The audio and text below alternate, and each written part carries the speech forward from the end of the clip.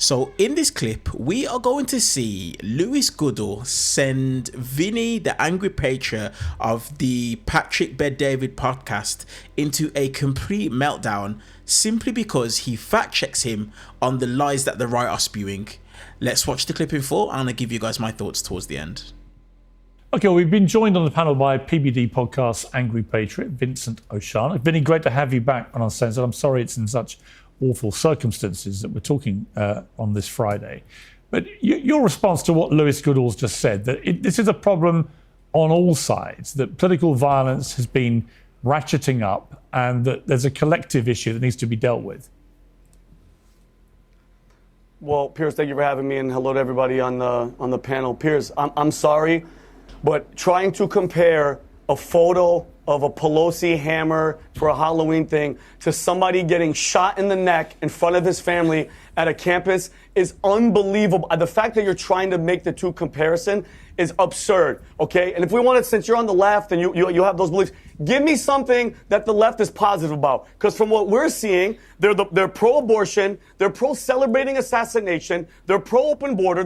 Give me something positive that the left is running on. Because at the end of the day, they're at the Democrats' 35-year low approval rating. And Piers, I have to go a little bit deeper. I have to go, this isn't about left, this isn't about right. Charlie was a proponent. He was a Christian praising Jesus Christ everywhere that he went. And I think that's where we are, Piers. Ephesians chapter 6, verse 12 says, "For we not wrestle with flesh and blood," Piers. It's principalities, it's evil, it's dark forces in high places. And it drives me crazy, Piers, that we've gotten to this point. And when Tim Walz and these people are like, well, I woke up, I wanted to hear bad news. Hearing TMZ lying when their freaking people are back there cheering of a murder of a guy that did what, Piers? He went to college campuses. He was peaceful. He just wanted to have a debate, a conversation. And it is the left. Okay, when Joe Biden got diagnosed with colon cancer, who was celebrating? How many thousands of people were out there praying and hoping for this guy to recover? Okay, no, there's something that's captured, Piers. That image, that montage that you played, did you see the eyes of these people? Yeah. They are captured by something dark, and they don't even know it, Piers. That's where we are. And I want to say something, Piers, before I give it back. Charlie was not murdered. He was martyred. And I want to say this in the Bible, and I'm sorry, I never was this guy, Piers, but we're at the tipping point. We are here, and we have to understand that it's God or you're on the opposite side. And Revelation chapter 6, verse 9-10 basically says, when a martyr's blood hits the throne of heaven, it turns the vengeance of the king towards the evil ones on earth. So for all the people that want to get mad and do something, stay calm and be easy, because God at the end of the day, Piers, has vengeance on all these people that are spilling innocent blood. Are you really saying that the American right, the Trump right, MAGA, has not got a problem with political violence? Are you comparing us, who, by the way, no, I'm asking for whether how many years, have 10 years, hold on. Are you comparing the two? Hold on. I'm not saying that the right doesn't get violence, but show me where they're celebrating the murder of a father on a campus. Give it to me. Who celebrate Luigi Mangione, where he's in magazines and girls want to marry him and want to be with him? No, you just have the president of the United States' son. You just have the president of the United States' son tweeting out a picture of a hammer, making fun of a guy who nearly got killed because of a right-wing maniac. Please do not tell me that somehow one side is more morally superior than the other. This is not. And just while we're talking about, excuse me, sir, while we're talking about political violence, doing the assassinations? What about January the 6th? What about January the 6th, where a MAGA mob decided to try to use violence to overthrow democracy? That is the definition of the legitimization of violence in the political process.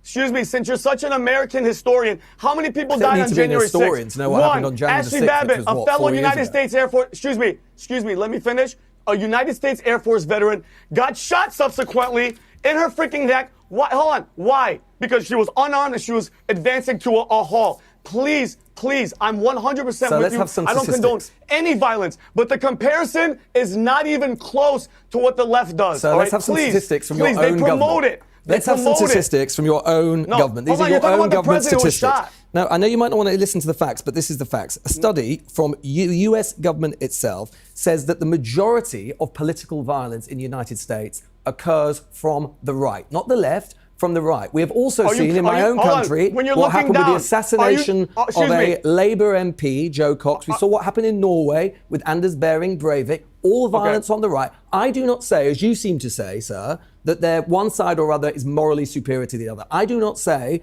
that there will not be political violence on one side or the other. What seems, and I find curious, is your belief, your fervour, that somehow one side of this debate is uniquely morally repugnant and one is superior. The statistics are wrong. That's not right. Doesn't support what you're saying. And the fact after fact after fact, and occasion after occasion after occasion shows the same thing. And like I say, January the 6th itself was literally the legitimisation from your side of political violence at the highest of levels. And what did Donald Trump do? When he got back into office, he pardoned them all, sending a message that political violence is fine.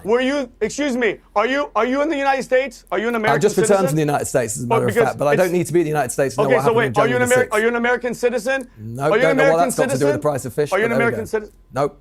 No, I want to ask you a question, because you're looking down, you're reading stats and facts, and I don't know where the hell your sources are from. But guess what? As an American, from seeing what they did, excuse me, I let you talk. Please let me talk, okay? From what you mean to tell me what the left, your darling left, has done to the Republican Party and Donald Trump alone for 10 years, the calling for violence, the Hitler, like Batya said, all the negative rhetoric, to the impeachments, to shooting him in the head, and him saying, I want peaceful protesting, and then the FBI informants, all the confidential human resources inside the freaking crowd of January 6th, that's a whole different argument, debate that you don't want to get into. But as an American who lives in America and is a veteran, we see what's happening. I don't care about your ChatGPT stats. The left is the party that is inciting the violence and causing the problem. Okay, I want to bring... So guys, look. Honestly, that right there should be everything that it is that you need to know when it comes to the right. I'm sorry to be that guy to have to say this, but that should tell you everything that you need to know when it comes to the right. Louis Goodall has presented facts and statistics from their own government, and Vinny, the hothead, completely loses it and turns around and says, I don't care about your ChatGPT statistics. Guys, research is free. Research is free. What is going on in the world today? What is happening with the right? Listen, I'm no fan of Charlie Kirk. I do not believe he deserved to be murdered. I don't. But what people cannot do is just continue to just try and make things up like it's the truth.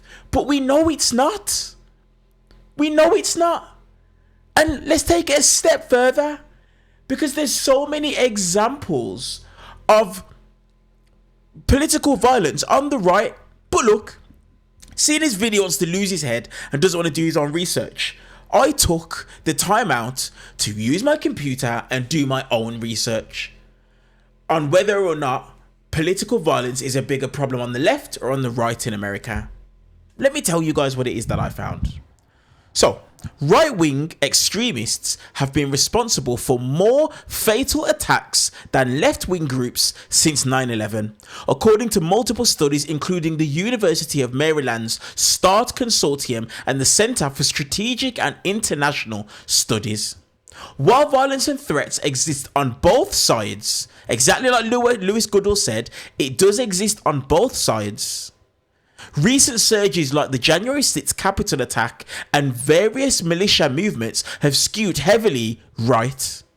Notable violent incidents by left-wing extremists do occur, and they attract high media attention, but are less frequent and typically less deadly overall. Now, the issue in that last statement that it is that you guys just heard, let me repeat it again. Left-wing extremists do occur and attract high media attention, but are less frequent. This is what it is, because when something happens and the left are responsible for it, the right go on podcasts like this, they go all over news networks, and they go on social media spreading the word and making it out like the right or the left are the problem, like the left are the issue. That's what happens. But factually, statistically, political violence is an issue on the right, and I don't understand how it is that these guys can't see that it's very straightforward. Lewis Goodall gave the example of January 6th. Vinny turned around and tried to justify the actions of January 6th. And then when their commander-in-chief got back into office, what's the first thing one of the first things he done? He pardoned every single person that was jailed for their actions on January 6th. What does that tell people? That tells people that, hey, you know what? If I do something wrong and it's in the name of defending Donald Trump, he will look after me. So if somebody feels like they can do a wrong and they're not going to be touched, guess what? They're going to continue to do more things wrong. When January 6th rioters were outside the Capitol, what were they hanging about the vice president? Sorry, what were they shouting and chanting about the vice president? Hang Mike Pence. That's what they were speaking about. Hang Mike Pence. That's literally what they were chanting. Charlie Kirk himself, respectfully, really tried to talk about celebrating death. Charlie Kirk's own words. This guy was a scumbag, referring to George Floyd, a man who was dead. Kirk claimed that Floyd's death was not worthy of the national attention it received and attributed it to an overdose without evidence.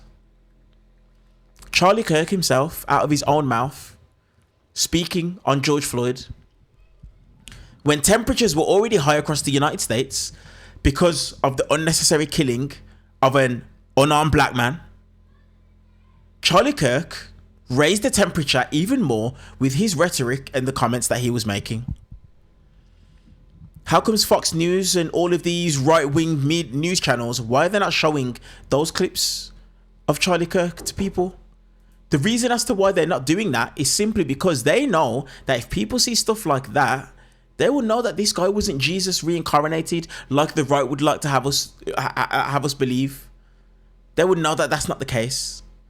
Let me know your guys' thoughts on this clip down in the comment section below. And while you guys are down there, do me a massive favor, give the video a thumbs up and hit the subscribe button and turn on the bell notification. I'll see you guys in the next clip.